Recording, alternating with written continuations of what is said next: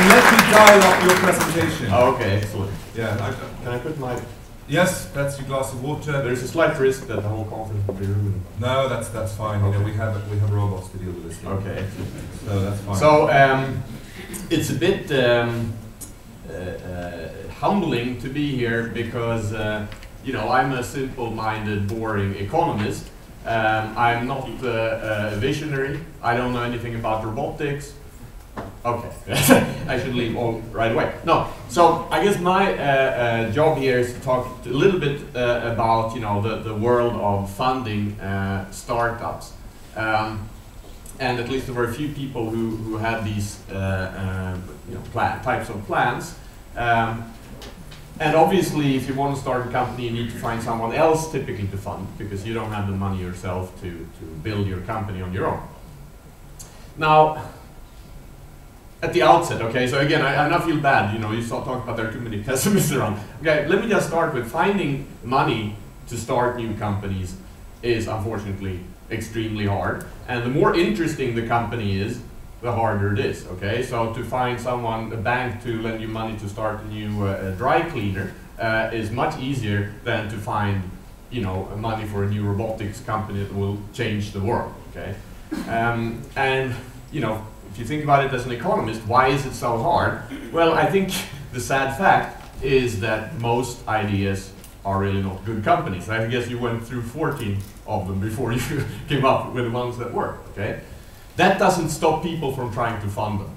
That's the sad truth, okay? So this may be because, you know, you're really optimistic about things, you don't quite understand your idea, and there's also an aspect of what we as economists call, you know, moral hazard type problems, i.e., who wouldn't want to start a company if someone else paid for it, right?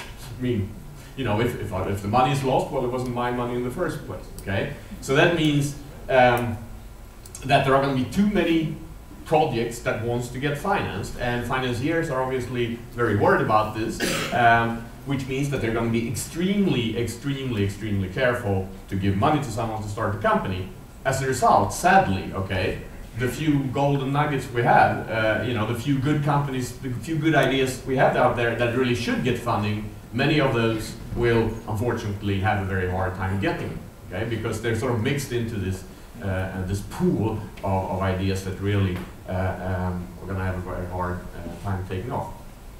That's actually a huge problem, not only for robotics researchers, but for society, okay? Because we really are very dependent on new companies, new innovative ideas for economic growth, okay? Now, to add some more misery, okay, these problems tend to be much harder when the economy is in a downturn. Well, maybe that sounds like sort of a tautology. Okay, if we have a recession, it's harder for everyone around. But it turns out it's especially hard for early stage companies, okay, to get funding, because investors become much more risk averse, okay? So first of all, maybe investors don't want to invest so much if there's a downturn, but the money they do invest, they tend to go for safer stuff, okay? And this is a bit of a paradox, because a lot of the research I've done in this field actually shows that the few investments that you actually dare do in economic downturns often turn out to be the best investments, okay? But, you know, there's a way in which investors behave in a very risk-averse way in economic downturns. Just to show you, you know, just a picture of this. This is just a picture which is meant to illustrate the amount of venture capital funding raised in the US over time, and it's normalized by the size of the stock market. And as you see, these things go in cycles, okay? And obviously, as was mentioned earlier, we had a dot-com boom a little bit more than 10 years ago. And at that point, by the way, it wasn't very hard to start a company, okay? I know several people, undergraduates, just leaving the Stockholm School of Economics. Oh, I want to make a web page where I sell condos in Spain. Oh, can we please invest? Here's $10 million. Okay, it was that kind of environment, which obviously then backfired, and we got, you know, the other, you know, the downturn cycle. We had an upturn in the last few years, and now we're in the down again. Okay, so that's the environment we're facing right now in the world of early stage, or, you know, financing for venture capital type projects. Okay, so if you have an idea and you truly believe in it, and you want to start a new company, you know, how should you go about finding your money? Well, maybe this is obvious, okay, but the cheapest money, okay, the best way to fund a new idea is funding it yourself. Okay? I mean, that's really, okay, people are starting, okay, like that. But, you know, the thing is that whenever someone else is giving you money, okay, that person who's giving you money will have to start worrying about your incentives, your motives, and so on, okay? Which means that they're going to worry about, well, is this a guy or girl for real, okay? Do they just want to steal my money, or they want to pursue some pet project that, you know, I'm never going to make any money from? And when it's someone else's money, you have a much bigger incentive to do that. Which means that the best way to finance a really early stage idea is really scrambling, you know, mortgaging your house, okay, getting whatever funds you can yourself to fund that venture. And this is also going to be very important because, not only because, you know, for the reasons I said, but even if you get, in an early stage, an external investor to actually give you money to pursue your project, it's going to be extremely expensive, okay? The earlier it is, the more expensive it's going to be. They're going to ask for an arm and a leg, okay, because of all these uncertainties, okay? So if you go too early, and then this company becomes, you know, iRobots, okay? You may end up, oh, this was a fantastic company, it's worth $1 billion. Unfortunately, I own, you know, 0.01% of this company now, okay? Because you went too early and you basically got too expensive funding, okay? So the best way, okay, and maybe a lot of people then are like this, okay? There's nothing in your pocket and you've mortgaged your house and you've sort of, you know, done whatever you can. Okay, so what's the next step, okay? Well then,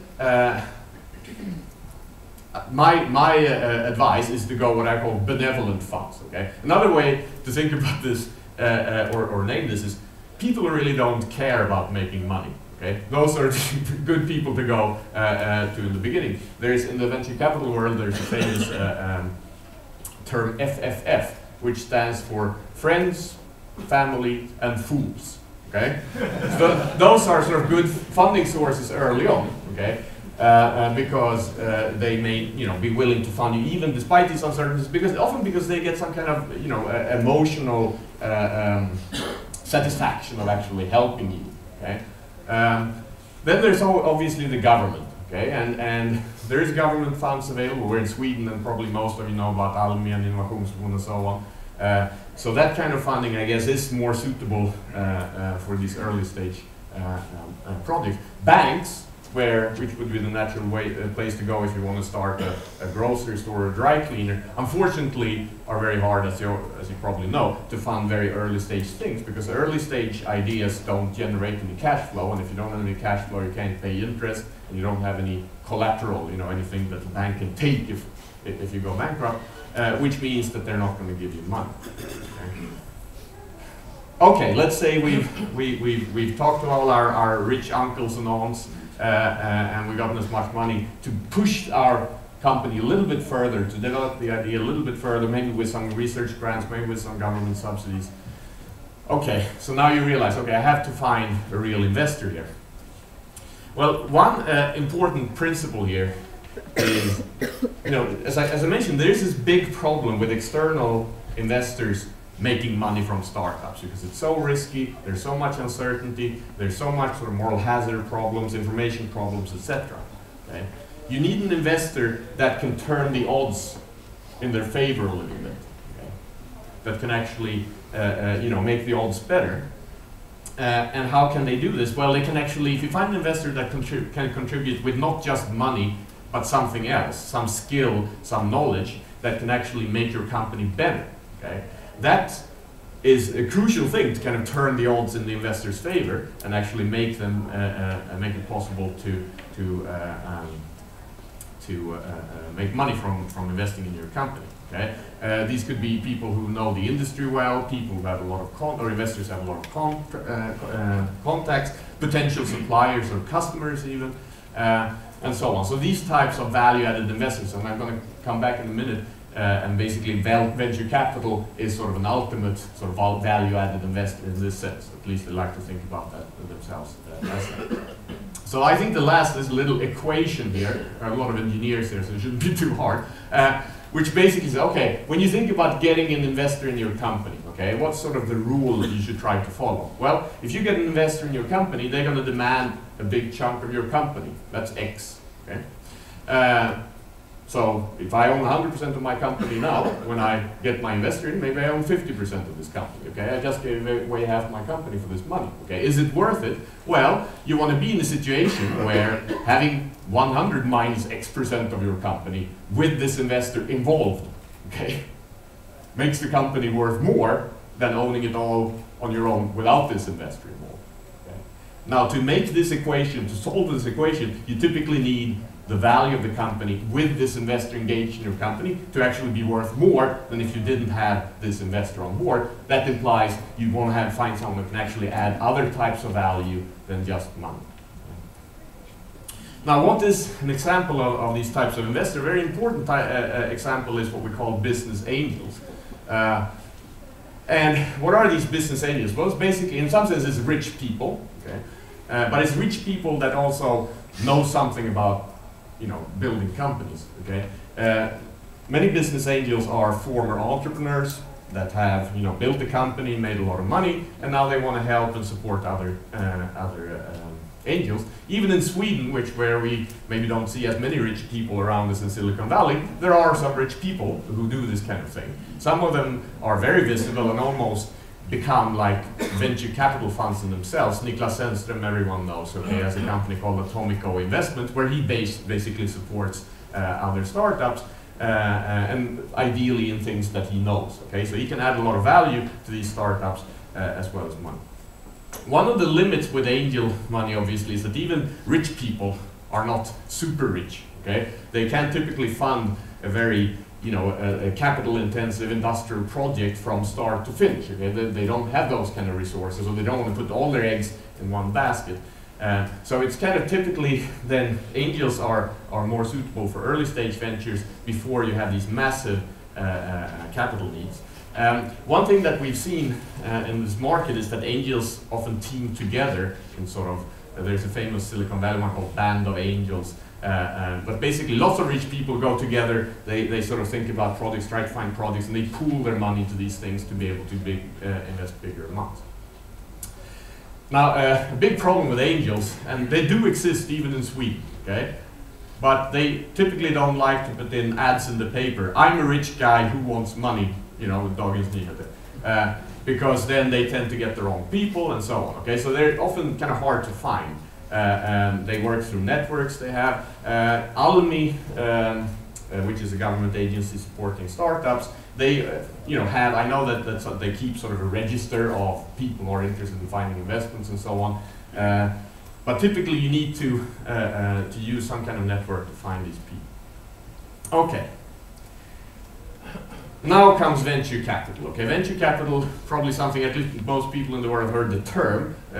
You may also have heard about some of these world famous stellar venture capital funds, Sequoia, Kleiner Perkins, Accel Ventures, who are big investors in Facebook currently. So what are venture capital funds? Well, I think venture capital funds are basically big institutionalized funds that have much more money, and they believe themselves to be the ultimate smart money, okay? Which is true. The top, at least for the top venture capital funds, you have truly extraordinary individuals like Mike Moritz at Sequoia, who's just like, you know, visionaries, build companies, can contribute huge amounts of value when you build companies, okay? Now, since these VC funds, though, have these very high-powered individuals who wants to build money, and they also, as I'm going to come to in a second, have a quite limited horizon when they want to see their money back. Okay?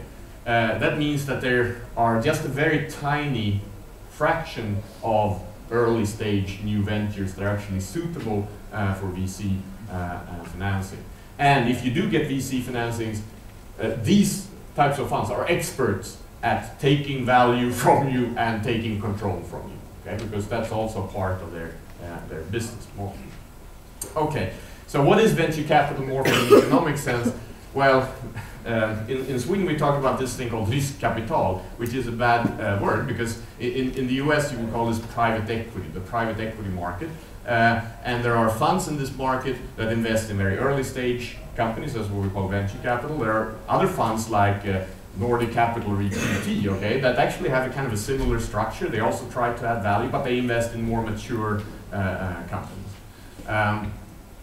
Now, why are these typically put under the same, under the same roof? Well, they're all financial intermediaries, as we call them. Okay, these VC funds, they don't invest their own money; they invest the money of big institutional investors. Okay, they get money from pension funds, insurance companies, maybe some rich individuals, and then these individuals, they make a commitment. Okay, I put money into your venture capital fund, but in 10 years, no later than 10 years, I want my money back. Okay? What this leads to is that the horizon of these VC investments, venture capital investments, is going to be by necessity reasonably short, okay? Because they need to give their money back to investors within the life of this fund. But they can do a lot for companies, and I don't have so much time here, but sort of a laundry list. I mean, there's lots of evidence that VCs do a lot to help companies. I think one of the most important things they do is actually professionalize the business, okay? Help you hire the right people, get the right processes, and so on. A lot of recruiting help is what these funds do. But introductions, feedback on strategy, etc., etc. Obviously, finance. Now, they're going to be very picky, okay? Because not so many ventures will fit this business model. If you have 10 years, okay? So think about the objective is,